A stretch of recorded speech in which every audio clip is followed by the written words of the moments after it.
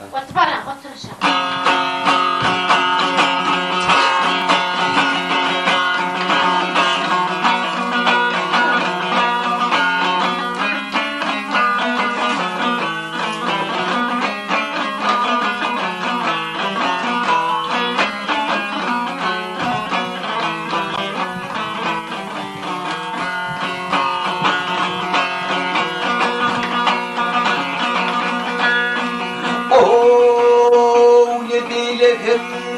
Adamda çıplak doğdum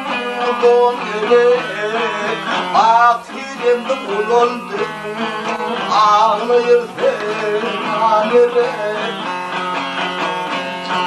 Atan hoşnut olmana Yemin mehrim kalmana Yedin dedin bilmeni Okur Kur'an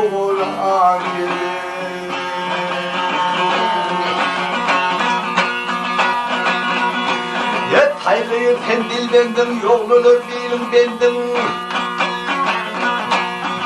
On neşte ardum endim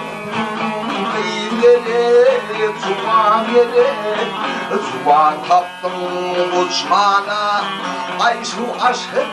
asmana Onun havaymış beni Tüpünler angele Gelip gelip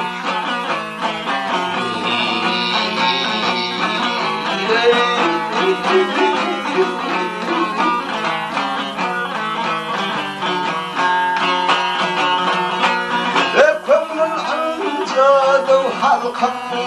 Hoşnut ettim Rum perin borsa büktüm Yeni ağır kemire Ah yandan düşüp bir mal Isık bir vermel malike Yer döktüm har var Böyle inmez amire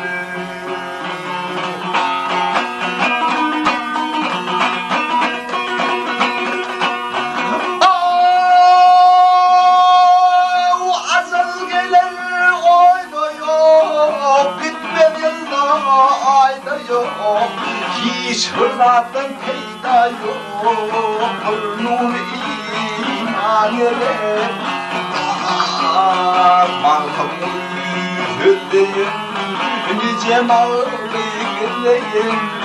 Vırmanı fehmeyleyim Akıllı yar Gelip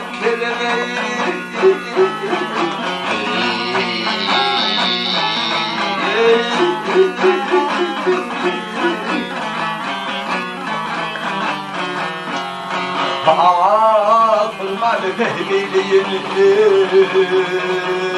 Akıllı yar